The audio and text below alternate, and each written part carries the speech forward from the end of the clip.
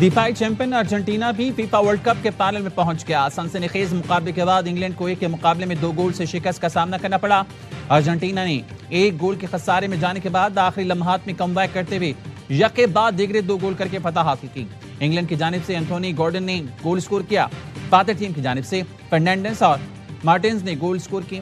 جیت کے بعد ارجنٹینا کی ٹیم کا میدان میں جشنی ایونٹ کا فائنل اتوار کی رات ارجنٹینا اور اسپین کے درمیان کھیلا جائے گا۔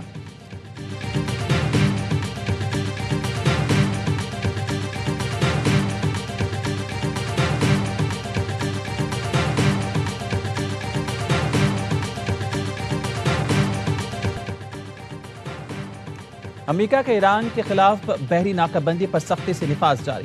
امریکی سینٹرل کمانڈ کے مطابق ایرانی بندرگاہ جانے والے تجارتی جہاز کو ناکارہ بنا دیا گیا۔ امریکی طیارے نے خالی آئل ٹینکر کو میزائل سے نشانہ بنایا۔ کیوراساؤ کے پرچم بردار جہاز نے انتباہی پیغامات نظر انداز کیے۔ ناکارہ کیا گیا تجارتی جہاز جزیرہ خارق کے جانے جا رہا تھا۔ امریکی افواج نے اب تک 2 تجارتی جہازوں کو تبدیل کروایا گیا۔ امریکی افواج ایرانی بحری ناکہ بندی پر عمل درآمد کے لیے چوکس اور تیار ہیں۔ ایران نے آبِ ہرمز کو پھر بند کر دیا۔ پاسداران انقلاب کہہ رہے ہیں آبِ ہرمز اس وقت تک بند رہے گی جب تک دشمن اپنی کارروائیاں بند نہیں کرتا۔ پاسداران انقلاب کا امریکی اتحادیوں کے توانائی ترسیل کو نشانہ بنانے کا انتباہ۔ کہا تنازع جاری رہا تو تیل اور گیس کے برآمدی راستے خطرے میں پڑ سکتے ہیں۔ خطے سے توانائی کی برآمدات سب کے لیے ہوں گی یا کسی کے لیے نہیں۔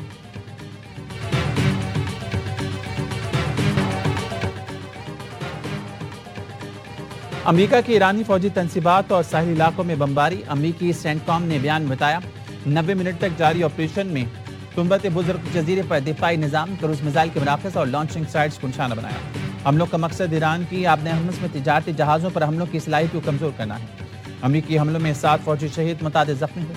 ایرانی فوج کا کہنا ہے امریکہ نے سیستان بلوچستان کے علاقے بامپور میں چھاؤنی پر حملہ کیا۔ ایک بیرک کو 13 میزائلوں سے نشانہ بنایا گیا۔ ایران کا اردن، کویت اور بحرین میں امریکی اڈوں پر وار۔ پاسداران انقلاب کا کہنا ہے بحرین کے شیخ عیسیٰ ایئر بیس پر دشمن کے کئی ڈپو تباہ کر دیا۔ کویت کے علی السالمی ایئر بیس پر ڈرونز کے لانچنگ ریمپ کو نشانہ بنایا۔ اردن میں الزرق فضائی اڈے پر ڈرون حملے کیے گئے۔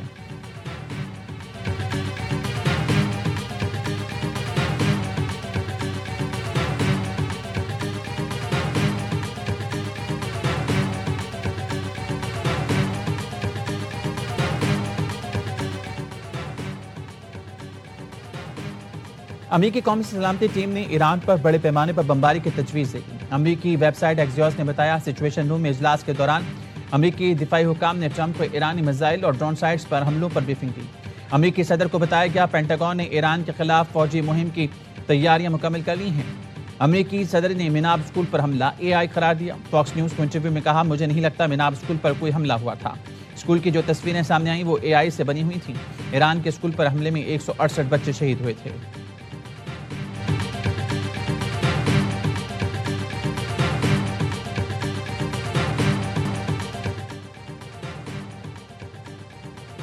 اقوام متحدہ کا امریکہ اور ایران کے درمیان بڑھتی کشیدگی پر شدید اظہار تشویش۔ UN secretary general Antonio Guterres کہتے ہیں امریکہ اور ایران میں کشیدگی عالمی امن و سلامتی کے لیے خطرہ ہے۔ بڑھتی ہوئی کشیدگی کے عالمی معیشت کے لیے تباہ کن نتائج ہو سکتے ہیں۔ مکمل پیمانے پر جنگ چھڑی تو شہریوں کا ناقابل تلافی نقصان ہوگا۔ دونوں ملکوں کو مزید کشیدگی سے گریز کرنے کی ضرورت ہے۔ پاک فوج ہماری ریڈ لائن ہے، ان کے خلاف کوئی بات برداشت نہیں کریں گے۔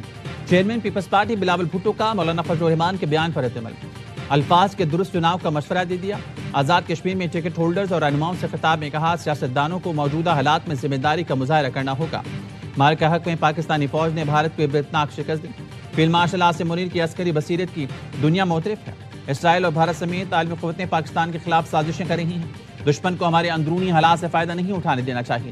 آزاد کشمیر میں بحران وفاقی وزراء کے بیانات کی وجہ سے پیدا ہوا۔ اب وفاق کی حکومت کو ہی یہ بحران ختم کرنا ہے۔ کشمیر کا فیصلہ کشمیری ہی کریں گے۔ کون کشمیری ہے کون نہیں یہ فیصلہ اسلام آباد میں بیٹھا کوئی شخص نہیں کر سکتا۔ احتجاج کی آڑ میں کسی کو تشدد کرنے کی اجازت ہرگز نہیں دی جائے گی۔ پرتشدد مظاہرے، جلاؤ گھراؤ کسی بھی مسئلے کا حل نہیں۔ بندوق اور دھرنے کے زور پر کوئی آئینی ترمیم نہیں ہو سکتی۔ بات چیت کے لیے کل بھی تیار تھے، آج بھی تیار ہیں۔ ریاست کو بلیک میل نہیں کیا جا سکتا۔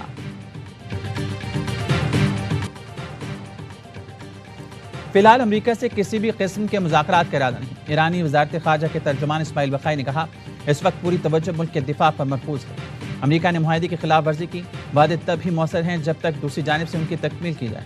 ایرانی اسپیکر باقر قالباف کہتے ہیں ایران اپنے شہداء کے خون کا بدلہ ضرور لے گا، دشمن کی دھمکیوں سے نہیں ڈرتے، اس کے جرائم کے فیصلہ کو جواب دیا جائے گا۔ دشمن ایرانی عوام نے مایوسی، خوف اور اختلافات پیدا کرنا چاہتا ہے۔ آپ نے ہرمز میں ہماری طاقت عوام کی حمایت میدان میں حاصل قوت کا نتیجہ ہے۔ جنگ یا مذاکرات کا فیصلہ قومی سلامتی اور قومی مفاد کی بنیاد پر ہوتا ہے۔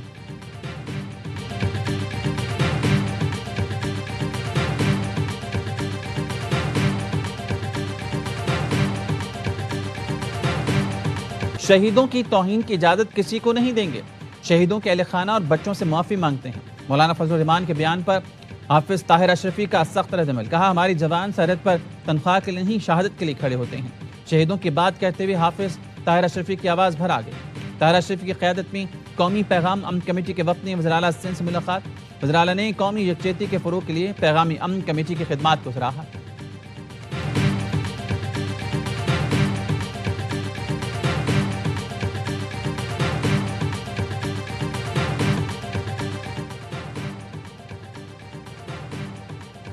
وزیر خزانہ محمد اورنگزیب سے برطانوی ہائی کمشنر جان میریٹ کی ملاقات۔ وزیر خزانہ اور برطانوی ہائی کمشنر کی پاکستان کے اصلاحاتی ایجنڈے، دو طرفہ اقتصادی تعاون پر گفتگو۔ وزارت خزانہ کے اعلامیے کے مطابق ملاقات میں وفاقی بجٹ کی کامیاب منظوری اور جاری مالیاتی استحکام کی کوششوں پر بھی بات ہوئی۔ پاک برطانیہ اقتصادی اور ترقیاتی تعاون مضبوط بنانے پر بھی تبادلہ خیال۔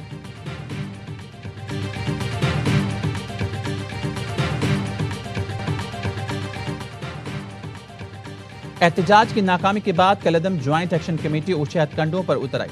راولہ کوٹ میں اسلام آباد پولیس کے ملازم احتشام مسیح پر تشدد، گمراہ کن ویڈیو بنا کر سوشل میڈیا پر پھیلا دی۔ آزاد کشمیر پولیس کا کہنا ہے تشدد اور ویڈیو بنانے کی شناخت کا عمل اور تحقیقات جاری ہیں۔ کسی بھی شخص یا گروہ کو اداروں کے خلاف اشتعال پھیلانے کی اجازت نہیں دی جائے گی۔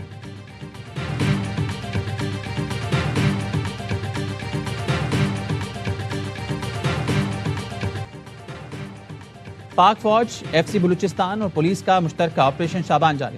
فتنہ خوارج کے مزید 3 دہشت گرد مارے گئے۔ سیکیورٹی ذرائع کا کہنا ہے آپریشن شابان میں ہلاک ہونے والے دہشت گردوں کی مجموعی تعداد 88 ہو گئی۔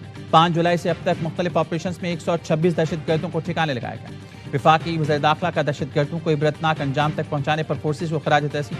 محسن نقوی نے کہا امن کے دشمن کسی رعایت کے مستحق نہیں۔ سیکیورٹی فورسز بلوچستان سے دہشت گردی کے مکمل خاتمے کے لیے پرعزم ہیں۔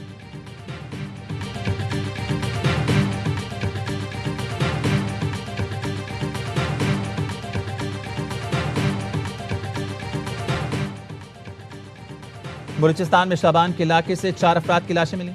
پولیس کا کہنا ہے 4 افراد گزشتہ دنوں دہشت گردوں نے اغوا کیا تھا۔ جاں بحق افراد میں اے ایس ایف انسپکٹر زبیر احمد، سابق کارپول خلیل الرحمان شامل ہیں۔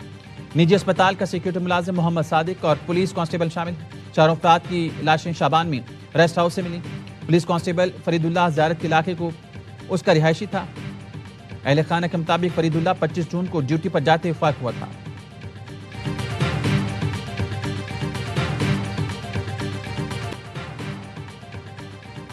سرکاری وسائل کا درست استعمال نہ کرنا زیادتی ہے۔ نوجوانوں کو کورس کے لیے چین بھیجنا شروع کیا، میرٹ کی دھجیاں اڑائی گئیں، سفارشی لوگ بھیجے جا رہے تھے۔ وزیر اعظم شہباز شریف کا انکشاف۔ اسلام آباد میں لائیو سٹاک سے متعلق تقریب سے خطاب میں کہا زراعت اور لائیو سٹاک پر محنت کریں تو 1 سال میں اپنی معیشت بحال کر سکتے ہیں۔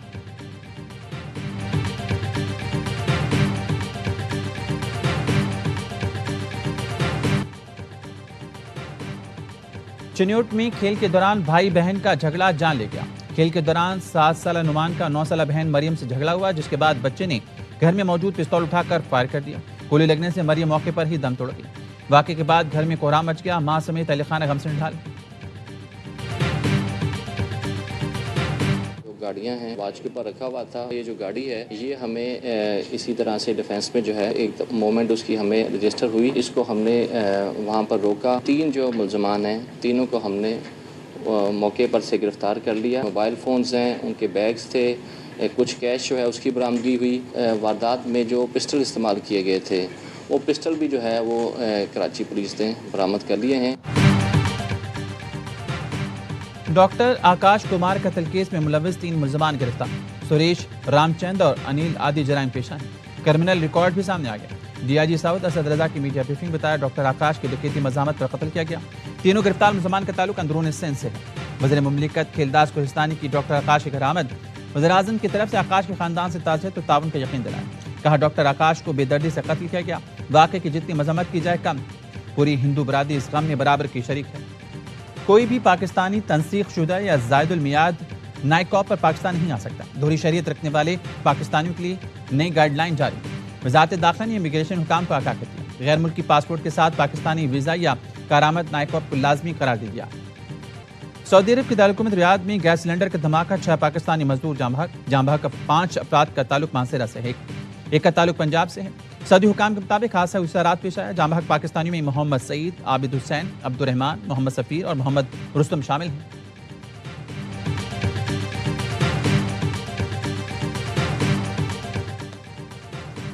مودی کو واشنگٹن میں کھلے مباحثے کا چیلنج. خالصتان تنازع دوبارہ زیر بحث. سکھ فار جسٹس کے سربراہ گرپتون سنگھ پنو کا بھارتی وزیراعظم مودی، امت شاہ اور رونیت بٹو کو مباحثے کا چیلنج دیتے ہوئے کہنا تھا مباحثے میں یہ سوال رکھا جائے گا کہ اصل دہشت گرد کون، سکھ یا بھارتی ریاست.